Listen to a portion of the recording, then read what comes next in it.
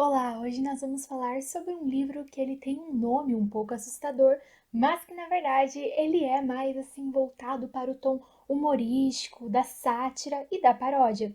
E eu estou falando de O Fantasma de Canterville de Oscar Wilde. Esse livro é bem curtinho, a história deve ter em torno de 40, 50 páginas, não mais que isso. E aí, apesar de vocês encontrarem um livro somente com essa história, ela é considerada um conto e não um romance. Oscar Wilde nasce na Irlanda no ano de 1854 e falece em Paris no ano de 1900. Ele teve uma vida bastante polêmica, inclusive ele ficou preso por 2 anos. Ele foi acusado de tentar ter relações com o filho de um marquês. Esse marquês foi justamente quem o denunciou, e mesmo então com protestos de vários artistas, o Oscar acabou ficando 2 anos na cadeia. O Fantasma de Canterville não é a história mais famosa do Oscar Wilde. Com certeza, o seu livro mais famoso é O Retrato de Dorian Gray, um livro que traz diversas possibilidades de análises, de interpretação, e o Oscar Wilde também é conhecido porque ele ajuda a fortalecer aquela ideia da arte pela arte. Conforme eu já mencionei, o Oscar Wilde ele vivia na Irlanda, mas é importante realçar que ele estava no meio desses escritores ali que viviam essa era vitoriana. E na era vitoriana, nós tínhamos uma produção muito voltada ao sobrenatural, a histórias de fantasmas, a histórias de vampiro. O próprio Drácula é um exemplo disso. Temos aí também o exemplo de Arthur Conan Doyle, o escritor de Sherlock Holmes, que se envolvia pessoalmente em assuntos, em mesas de temas sobrenaturais, não apenas na literatura. Então é uma época aí de ascensão no espiritismo, que as pessoas realmente levavam a sério essa possibilidade de contato com o mundo sobrenatural.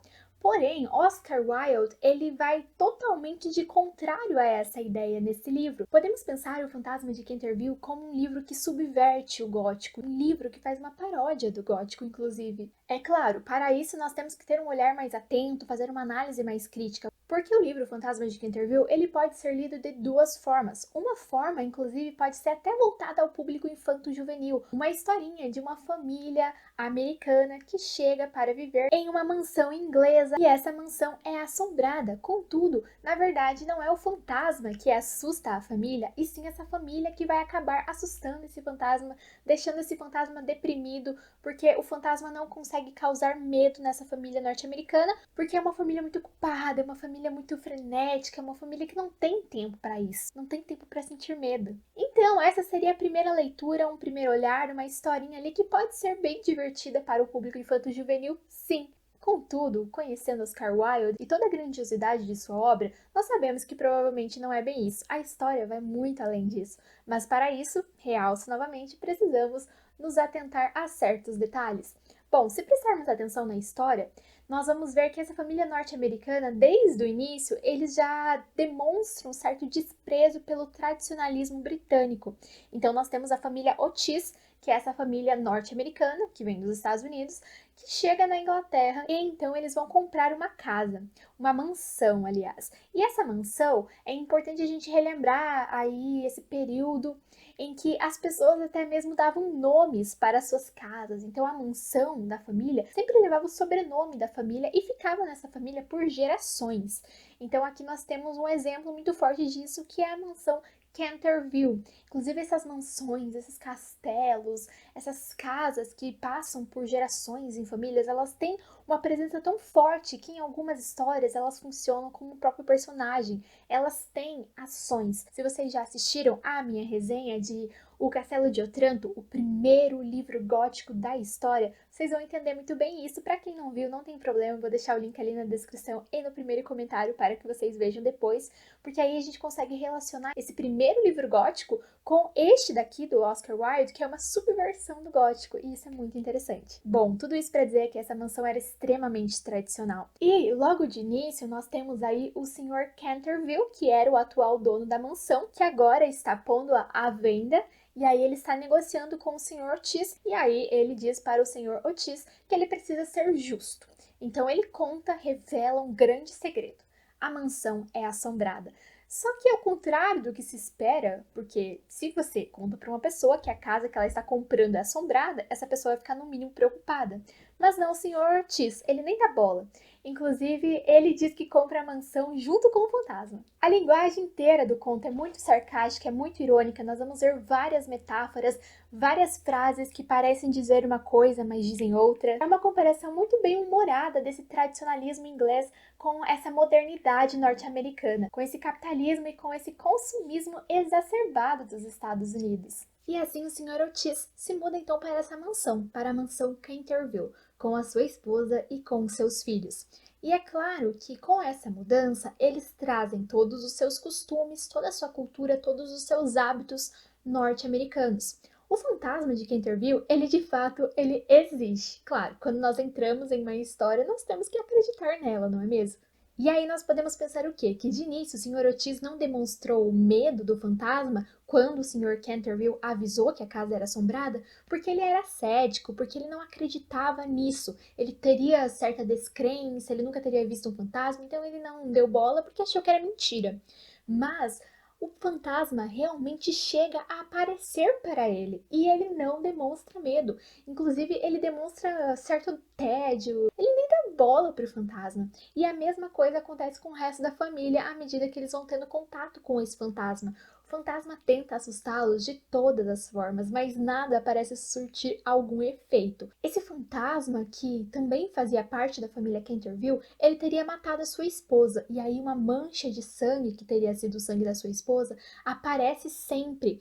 E aí essa família, com um detergente lá dos Estados Unidos, e aí já entra esse capitalismo, esse consumismo, essa promoção de produtos, eles tentam limpar essa mancha. Então eles dizem que não é nada sobrenatural, é só que a Inglaterra não tem esse produto tão bom quanto aqui nós temos nos Estados Unidos para limpar isso. Então tudo eles tentam trazer uma solução imediata. A cultura dos Estados Unidos é uma cultura muito imediatista nesse momento em que nós temos um fluxo muito grande de informações dessa modernidade que estava começando a ascender. Esse American Way of Life, esse jeito norte-americano aparece muito aqui, porque nós vemos que os Estados Unidos eles se colocam como um novo mundo. E se eles são um novo mundo, pressupõe-se uma existência de um mundo velho, de um mundo antigo, ultrapassado, que para eles seria justamente a Inglaterra. Então é claro também uma certa luta de colonizador versus colonizado. E é clara aqui essa inversão de valores que ocorre, porque esse fantasma, ele vai ficar deprimido. Então não vai ser o fantasma que vai causar efeitos na família, e sim a família que vai causar efeitos nesse fantasma. E isso é um grande deboche, uma grande sátira das histórias de fantasmas que tinham muita ênfase nesse período vitoriano. Inclusive, há um momento em que esse fantasma ele está lá nas suas tentativas de assustar a família, e uma dessas tentativas envolve ele fazer muito barulho andando pela casa com as suas correntes no período noturno. Só que o Sr. Otis, em vez de sentir medo, ele leva um óleo lubrificante para que o fantasma passe nas suas correntes e deixe de fazer barulho. Então é muito engraçado esse momento, porque o fantasma fica assim totalmente sem acreditar que isso está acontecendo. Logo ele, um fantasma com tamanha tradição, assustando tantas famílias há tanto tempo, está vivendo isso. Então nós temos o tempo todo essa ambiguidade, essa questão da história poder ser lida de forma ingênua ou de forma crítica, trazendo todo esse questionamento da tradição exacerbada da Inglaterra, contrapondo o modernismo norte-americano. Então tem essa questão do novo mundo versus o velho mundo, da inovação ali por meio desse detergente, das novidades, desses produtos, desse capitalismo, desse consumismo contra a tradição, que era manter aquela mancha ali para sempre, porque simplesmente era uma tradição da casa e todos já estavam acostumados, então não precisava resolver. A gente também vê essa ascensão da burguesia em detrimento dessa nobreza, porque a burguesia vai justamente ser representada aí pela família Otis, contrapondo a ideia da nobreza que é representada pela família Canterville, essa família inglesa. Inclusive, há um texto muito interessante de autoria da Denise Silva, que se chama A Genialidade em Oscar Wilde, que ela monta uma tabela mostrando essas comparações daquilo que a família norte-americana representa e daquilo que a família inglesa representa. E eu achei muito interessante que a maioria das coisas eu já tinha percebido no texto, mas uma delas que ela mostra e que eu não tinha reparado e que faz muito sentido é essa questão do materialismo versus a sensibilidade. Por quê? Porque nós temos esse materialismo com esses produtos produtos norte-americanos, por exemplo, o lubrificante das correntes do fantasma que o Sr. Otis oferece a ele. Nós também temos o materialismo ali que aparece por meio desse detergente de uma marca famosa norte-americana. E de outro lado, nós temos a sensibilidade que fica com os ingleses. Essa sensibilidade, não no sentido artístico da palavra, mas realmente essa sensibilidade que quer dizer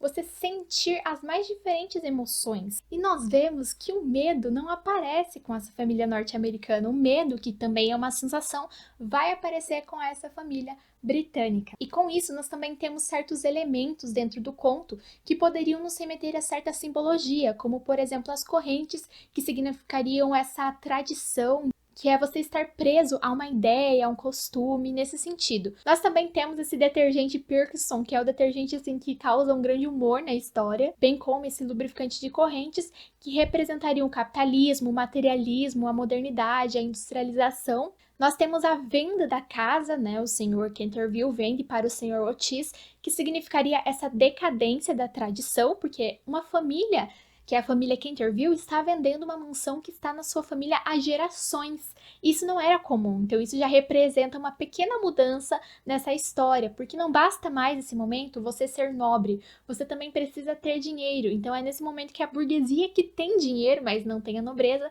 ela acaba se sobrepondo. E outra simbologia que aparece muito é a questão dessa filha da família Otis, que se muda lá para casa. Então eles têm vários filhos e um desses filhos é a Virgínia. E aí ela é a única que se comove de fato com a história do fantasma.